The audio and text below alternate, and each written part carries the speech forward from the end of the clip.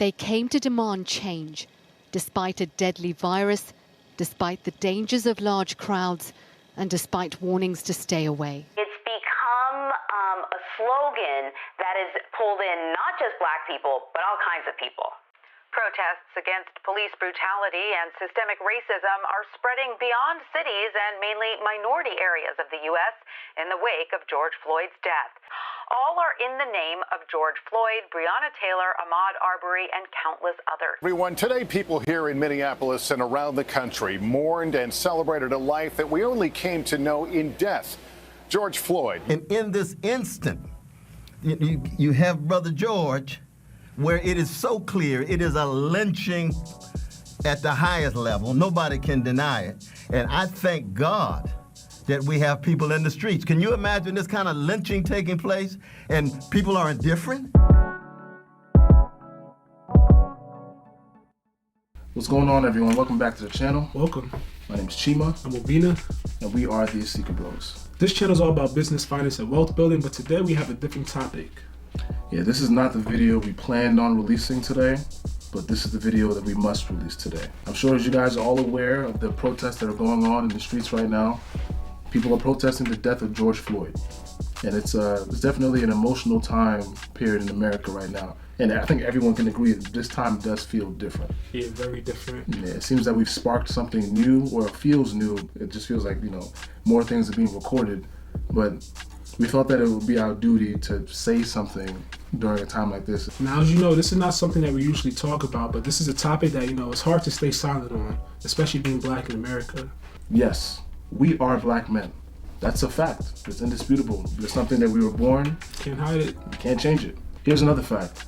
Racism is unacceptable. That statement should not be controversial, but unfortunately for some people, it is. I feel like for so long, Black people have been left out, especially in finance and also in general, just been mistreated. And right now it's really just enough is enough and things have to be changed. And I feel like I'm really loving seeing this whole movement to head in that direction from our people and even some others that are showing that they want to join the movement too. Yeah, there's definitely a growing solidarity that I like. Yeah. Just to the point where saying something like Black Lives Matter is not a controversial term anymore. It's not controversial right now. A couple years ago, that was something that, as a company or as a brand, you probably wouldn't put on your front page, or you probably wouldn't advertise because it was, so divisive. And we're still living in a divisive era. We all know this. But people are, willing to go through their day-to-day right now during a time where businesses are closed, everyone is at home, and they still went and protested in the streets, because of the George Floyd killing. And it goes to show you how serious this is. It's not something that I take lightly. It's not something that I think anyone protesting this very subject takes lightly. They're aware of the risk. We all are aware of what the risks are. Yeah. I encourage anyone, if you are protesting, please be safe. I've just been thinking about just being Black in the workforce, and sometimes just you being alone, you being the only one of your type in the room, and it's become so normalized for a lot of us that it doesn't even bother us as much.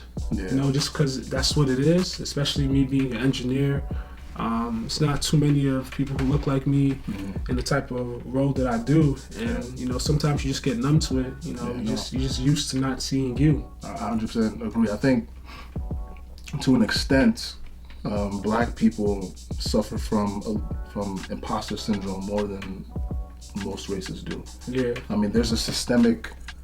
It's systemic to the point where we feel sometimes that we are suppressed or oppressed, and it gets to the point where where you finally get into a position of power or a good job or anything like that, you start to doubt yourself. You start to think, am I really supposed to be in here? And sometimes it's echoed by people that you work with, whether it's subconsciously or consciously. Yeah. It'll be like the little thing. I remember little things like I'm early to a meeting and I'm in a room, and then someone will come in and be confused as to why I'm there. Things like that. And it's not, sometimes it's not, intentional. It's not trying to be rude. It's just some people don't even notice that they do. It's just how they've been programmed.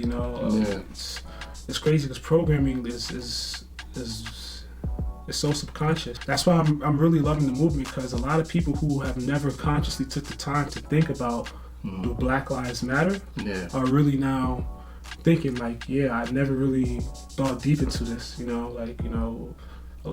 it's really crazy. Yeah, and I'm just glad, again, it's not a controversial statement anymore.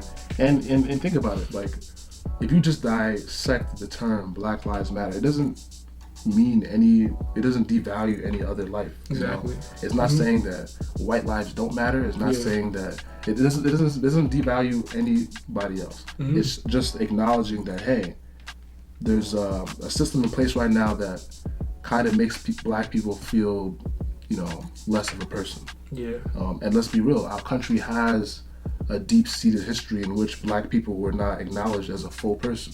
Yeah. So this whole movement is just to remind, the United States and the rest of the world that, hey, Black people's lives do matter, and there's nothing fundamentally wrong with that at all. So if anyone thinks that's a racist statement, I would love to see your argument as to why that is. We are the children of immigrants.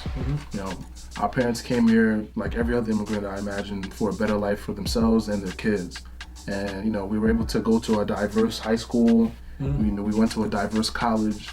And, just being attached to something that's diverse doesn't mean that you're excluded from, the racism in the world. Trust me, we both experienced our fair share of that, especially as Black men in America.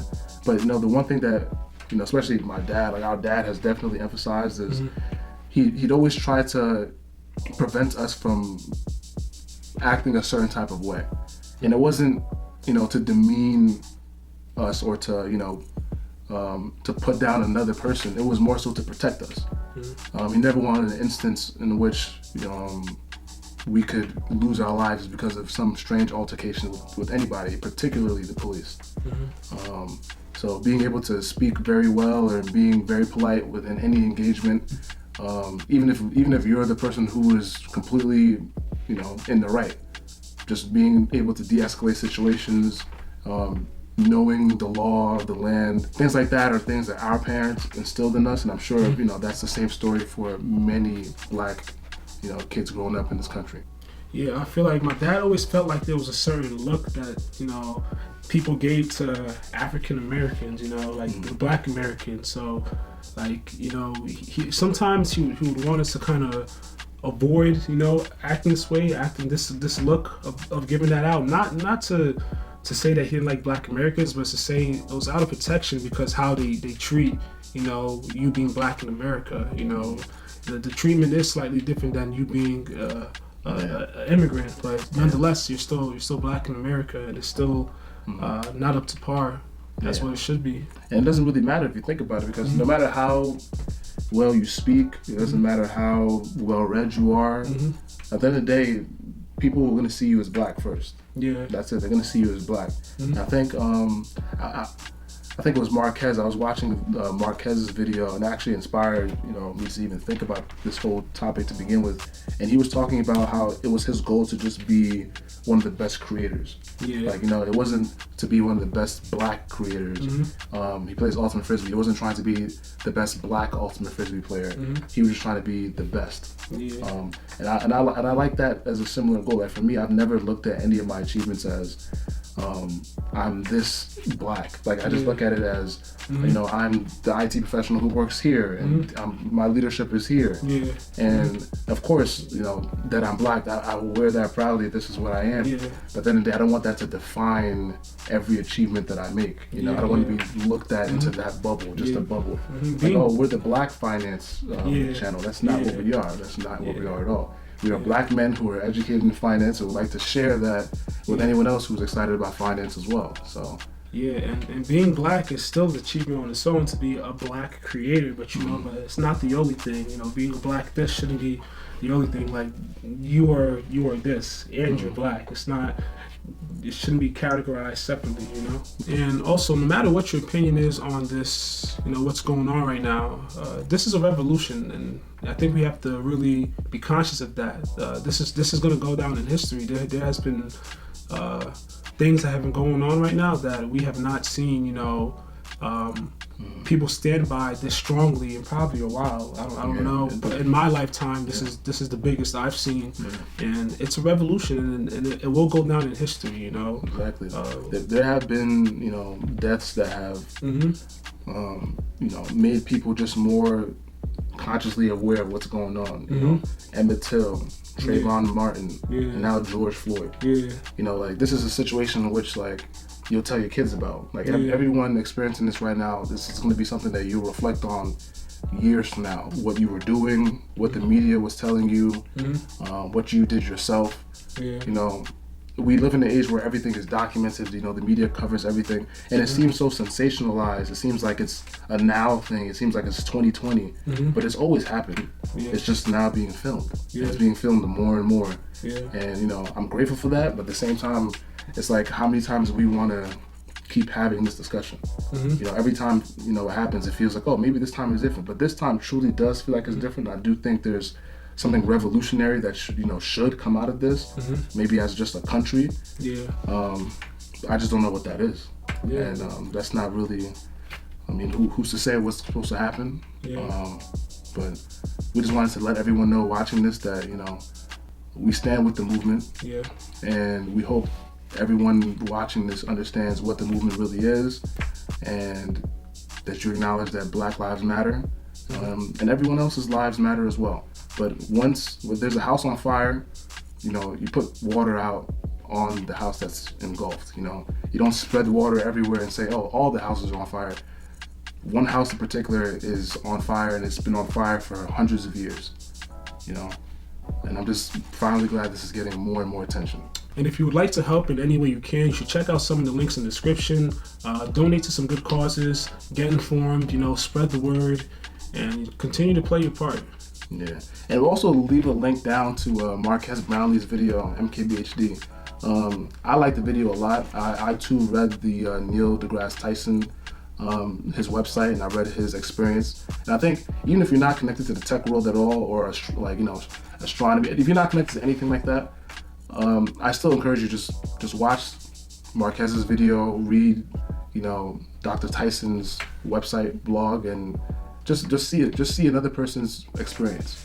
You're watching this. We're talking about our experiences, but sometimes it takes you reading or watching another person's experience to understand where they're coming from. Exactly. And if you guys have experiences that you'd like to share, leave a comment down below. It could be anything. So thank you guys for watching. We appreciate taking your time to listen to our stories. We hope that you guys can share your stories and feel comfortable being part of the movement. Stay safe, everyone. We'll see you guys on the next one. Peace. Peace.